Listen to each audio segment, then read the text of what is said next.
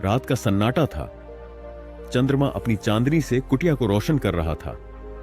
संत देवदत्त ध्यान में बैठे थे, लेकिन उनका मन अशांत था। एक महक हवा में तैर रही थी, गुलाब और चंदन की। वह आई थी, पायल की हल्की छन छन सुनाई दी। दरवाजे पर माधवी खड़ी थी, साड़ी के पल्लू में छिपा हुआ एक अधूरा सवाल लिए। महात्मा, प्रेम भी साधना हो सकता है?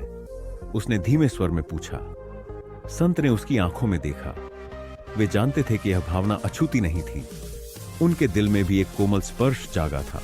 लेकिन प्रेम त्याग है माधवी, उन्होंने कहा, लेकिन उनकी आवाज में खुद को समझाने की गूंज थी।